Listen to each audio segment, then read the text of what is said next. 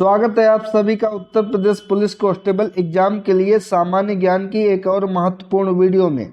ये वीडियो आपके आने वाले यूपीपी एग्जाम के लिए बहुत ही महत्वपूर्ण हो सकती है, इसलिए आप सभी लोग वीडियो में लास्ट तक जुड़े रहें। तो चलिए आज की क्लास को शुरू करते हैं। पहला प्रश्न है, निम्नलिखित में से कौन सी पुस्तक मिताली राज की आत्मकथा है? तो मिताली राज जो कि एक क्रिकेट प्लेयर है, वुमेन क्रिकेट प्लेयर, और इनकी आत्मकथा का नाम है अनगार्डेड। ऑप्शन नंबर सी इसका सही जवाब हो जाएगा। अगला, मछलियों के हृदय में कितने कक्ष होते हैं? 4, 2, 3 या 1? तो मछलियों का हृदय जो कि 2 कक्षीय होता है, तो ऑप्शन नंबर बी इसका राइट ऑप्शन हो जाएगा। अगर पूछे कि मनुष्यों का हृदय कितने कक्षीय होता है, तो 4 कक्षीय होता है, ध्यान रखेंगे। अगला, वे वस्तुएं जो एक निश्चित समय अंतराल के पश्चात अपनी गति को दोहराती हैं उनको क्या कहा जाता है? वर्तुल गति, आवर्ती गति, सरल रेखीय गति या अर्धवर्तुल गति? तो वे वस्तुएं जो एक निश्चित समय अंतराल के पश्चात अपनी गति को दोहराती हैं वे आवर्ती गति कहलाती हैं। ऑप्शन नंबर बी इसका सही जवाब हो जाएगा। इसका उदाहरण है जैसे कि सूर्य की परिक्रमा करती हुई पृथ्वी की गति, घड़ी की सुइयों की गति या पृथ्वी के चारों ओर चंद्रमा की गति, ये सभी आवर्ती गति होती है। अगला, 1917 में किस भारतीय आंदोलन में पहली बार नील बागानों की समस्याओं को प्रकट किया गया था? खेड़ा सत्याग्रह, चंपारण सत्याग्रह, असहयोग आंदोलन या अहमदाबाद मिल हड़ताल? तो ये चंपारण सत्याग्रह में किया गया था जो कि बिहार में हुआ था। ऑप्शन नंबर बी इसका राइट ऑप्शन हो जाएगा। ठीक है, अहमदाबाद मिल हड़ताल जो कि 1918 में हुई थी, असहयोग आंदोलन 1920 में हुआ था और खेड़ा सत्याग्रह ये भी 1918 में हुआ था, ध्यान रखेंगे। अगला है, एक राज्यसभा सदस्य का कार्यकाल कितने वर्षों का होता है? तो एक राज्यसभा सदस्य का कार्यकाल जो कि 6 वर्ष का होता है, लेकिन प्रत्येक 2 साल बाद इसके 1/3 सदस्य सेवानिवृत्त हो जाते हैं। राज्यसभा जो कि भारतीय संविधान में अनुच्छेद 80 के अंतर्गत है, ये ध्यान रखेंगे। इसके उम्मीदवार की उम्र कितनी होनी चाहिए? तो कम से कम 30 साल इसके उम्मीदवार की उम्र होनी चाहिए जो कि राज्यसभा का सदस्य बन सकता है। अगला, भारतीय संविधान के 42वें संविधान संशोधन की प्रस्तावना में निम्नलिखित में से कौन से शब्द जोड़े गए थे? तो 42वां संविधान संशोधन बहुत ही महत्वपूर्ण संविधान संशोधन है भारतीय संविधान का, जो कि 1976 में हुआ था और इसे मिनी संविधान के नाम से भी जाना जाता है। 42वें संविधान संशोधन को मिनी संविधान के नाम से भी जाना जाता है। इसी संशोधन में केवल एक बार प्रस्तावना में संशोधन किया गया है, ठीक है, जिसके अंतर्गत समाजवादी शब्द को जोड़ा गया था। ऑप्शन नंबर 20 का सही जवाब हो जाएगा। अगला, भारत के उत्तरी भाग में ग्रीष्म काल में क्या होता है? वायुदाब में कमी होती है, तापमान में कमी होती है, भारी वर्षा होती है या वायुदाब में वृद्धि होती है? तो भारत के उत्तरी भाग में जो कि ग्रीष्म काल में यहाँ पर वायुदाब में कमी होती है। ऑप्शन नंबर ए इसका सही जवाब हो जाता है। ठीक है। अगला, कथकली नृत्य शैली की उत्पत्ति निम्नलिखित में से किस राज्य में हुई है? केरल, कर्नाटक, तमिलनाडु या उड़ीसा? तो तमिलनाडु का शास्त्रीय नृत्य कौन सा है? तो भारतनाट्यम। बहुत बार एग्जाम में पूछा जाता है कि भारतनाट्यम का संबंध किस राज्य से है, तो तमिलनाडु हो जाएगा। लेकिन प्रश्न में पूछा गया है कि कथकली का संबंध किससे है, तो इसका संबंध केरल से है। कथकली और मोहिनीअट्टम जो कि केरल के 2 प्रमुख शास्त्रीय नृत्य हैं, ध्यान रखेंगे। ऑप्शन नंबर ए इसका सही जवाब है। अगला, मध्ययुगीन शब्द रक्स का क्या अर्थ था? तो रक्स का क्या अर्थ था? ऑप्शन है जाप, अनुष्ठान, गायन या नृत्य। तो मध्ययुगीन में रक्स का तात्पर्य जो कि नृत्य से था। ऑप्शन नंबर डी इसका करेक्ट ऑप्शन हो जाएगा। अगला, नर्मदा नदी का उद्गम किस राज्य में स्थित अमरकंटक की पहाड़ियों से होता है? तो नर्मदा नदी जो कि भ्रंश घाटी से होकर बहती है, यानी कि 2 पर्वतमालाओं के बीच से होकर बहती है। ये इस तरीके से पर्वतमालाएं, ये पर्वत हैं और यहाँ से नर्मदा नदी बहती है, तो भ्रंश घाटी ये है। तो पूछा है कि अमरकंटक की पहाड़ियाँ ये कहाँ पर है? तो ये मध्य प्रदेश में है। ऑप्शन नंबर 20 का राइट ऑप्शन हो जाएगा। ठीक है। अगला, निम्नलिखित में से कौन कुचिपुड़ी नृत्य शैली से संबंधित नहीं है? वे पंती चिन्ना सत्यम, वैजंती काशी, घनकांत बोरा बोरबायन या राधा रेड्डी। तो इनमें से कुचिपुड़ी नृत्य से संबंधित नहीं है, जो कि घनकांत बोरा बोरबायन। ऑप्शन नंबर सी इसका करेक्ट ऑप्शन हो जाएगा।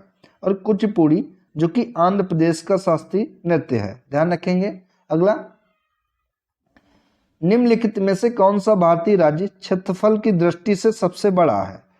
तो इनमें से क्षेत्रफल की दृष्टि से सबसे बड़ा राज्य जो कि राजस्थान है, राजस्थान के बाद मध्य प्रदेश है, मध्य प्रदेश के बाद महाराष्ट्र है, और उत्तर प्रदेश का चौथा स्थान है। जनसंख्या के मामले में पहला है, लेकिन क्षेत्रफल के मामले में उत्तर प्रदेश का चौथा स्थान पूरे भारत में है। पहले पे राजस्थान है, दूसरे पे मध्य प्रदेश है, तीसरे पे महाराष्ट्र है। तो ऑप्शन नंबर ए इसका सही जवाब हो जाएगा।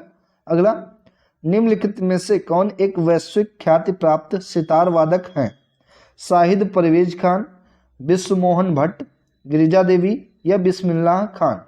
तो इनमें से एक वैश्विक ख्याति प्राप्त सितार वादक जो कि शाहिद परवेज खान है। ऑप्शन नंबर ए इसका करेक्ट ऑप्शन हो जाएगा। प्रसिद्ध सितार वादक जिसमें पंडित रविशंकर, उस्ताद बिलायत खान, उस्ताद शाहिद परवेज खान, अन्नपूर्णा देवी आदि बड़े उस्ताद शामिल हैं। ठीक है। अगला, 10 लाख की आबादी तक पहुंचने वाली प्रथम नगरीय बस्ती कौन सी थी? लंदन, बर्लिन, न्यूयॉर्क या टोक्यो। तो 10 लाख की आबादी तक पहुंचने वाली प्रथम नगरीय बस्ती जो कि लंदन था। ऑप्शन नंबर ए इसका राइट ऑप्शन हो जाएगा।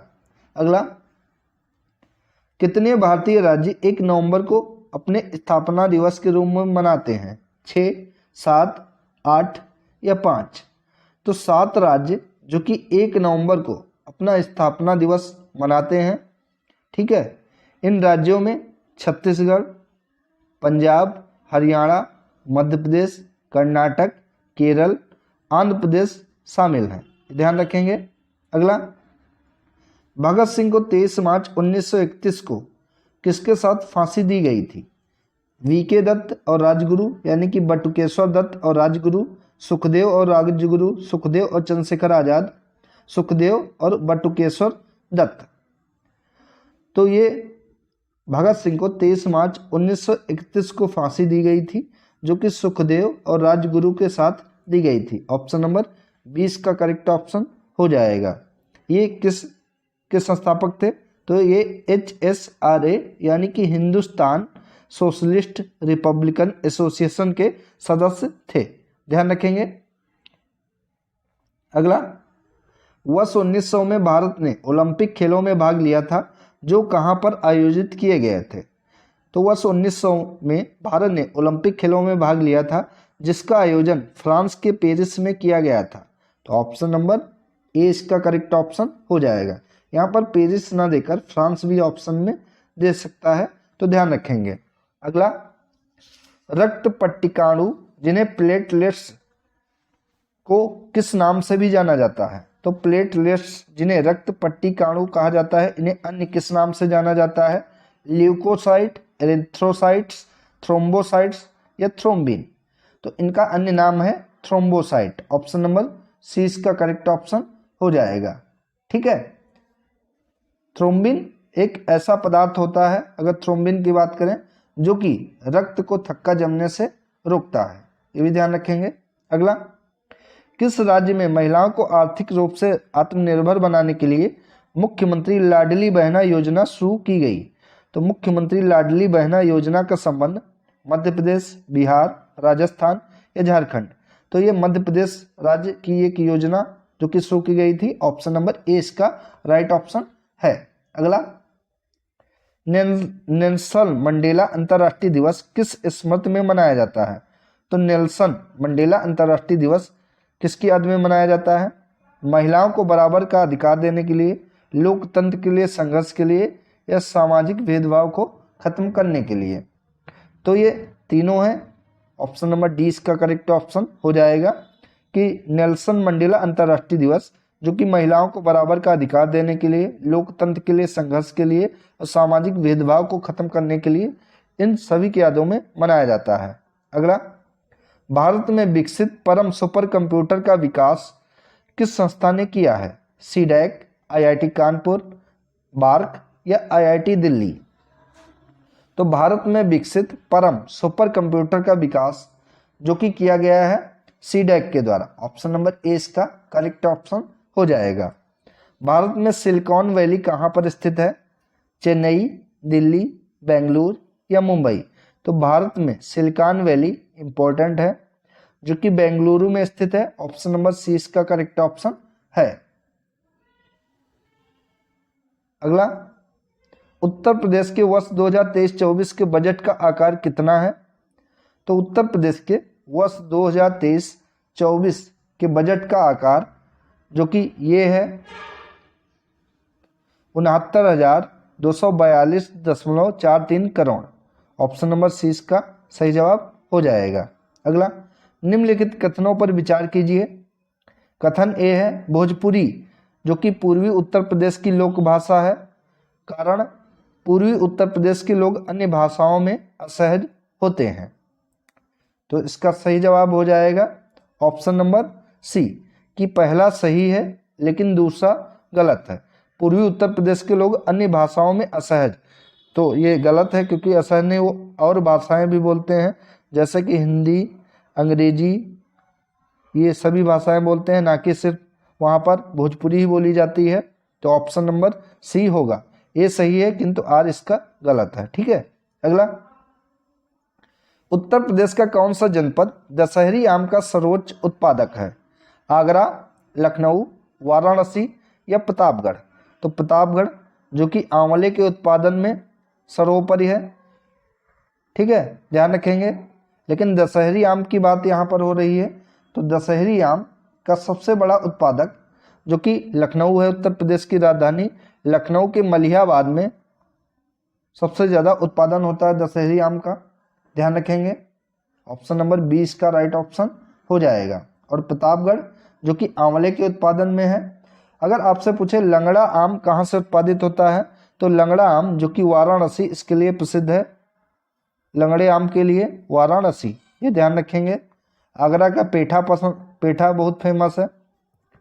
अगला, उत्तर प्रदेश में निम्नलिखित में से कौन सा शहर निर्यात विकास का केंद्र नहीं है? आगरा, इलाहाबाद, खुर्जा या मेरठ? तो इनमें से शहर जो कि निर्यात विकास का केंद्र नहीं है, ये इलाहाबाद नहीं है, बाकी आगरा, खुर्जा और मेरठ ये तीनों शहर हैं।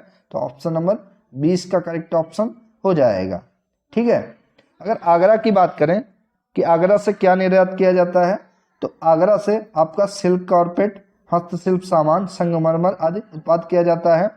वहीं खुर्जा से जो कि pottery, ceramic tiles, pottery painting तथा मेरठ से खेल का सामान आता है। मेरठ से खेल का सामान आता है, लेकिन इलाहाबाद से कुछ भी नहीं। तो ये शहर जो कि निर्यात विकास का केंद्र नहीं है।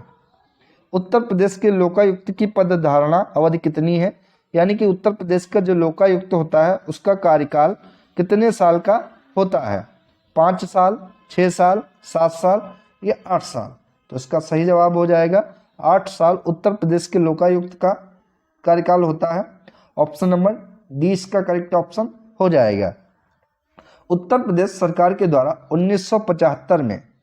1975 में उत्तर प्रदेश लोक आयुक्त तथा उप लोकायुक्त अधिनियम 1975 पारित किया गया था, जिसके अंतर्गत लोकायुक्त का पद आया था। ध्यान रखेंगे। प्रारंभ में उत्तर प्रदेश में लोकायुक्त का जो काल था वो 6 साल का होता था, लेकिन 2000 से ये 8 साल का कर दिया गया। ठीक है। और वर्तमान में लोकायुक्त कौन है उत्तर प्रदेश के? तो वर्तमान में लोकायुक्त उत्तर प्रदेश के न्यायमूर्ति संजय मिश्रा जी हैं। संजय मिश्रा वर्तमान में। ठीक है। अगला, निम्नलिखित कथनों पर विचार कीजिए। कन्नौज इत्र का शहर है, बिल्कुल सही है।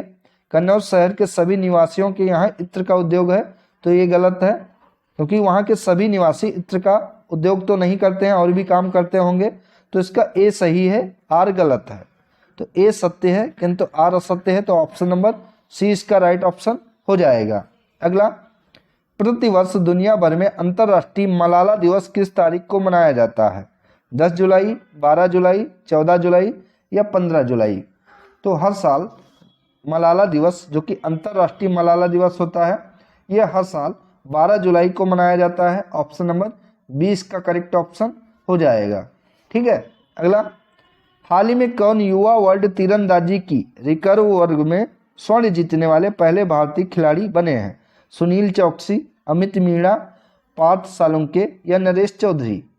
तो ये पार्थ सालुंके बन गए हैं जिन्होंने युवा वर्ल्ड तीरंदाजी की रिकर्व वर्ग में स्वर्ण जीतने वाले पहले भारतीय खिलाड़ी बने हैं। सी इसका राइट ऑप्शन हो जाएगा। अगला, अंतर्राष्ट्रीय वित्तीय सेवा केंद्र प्राधिकरण यानी कि IFSCA का नया अध्यक्ष किसे नियुक्त किया गया है?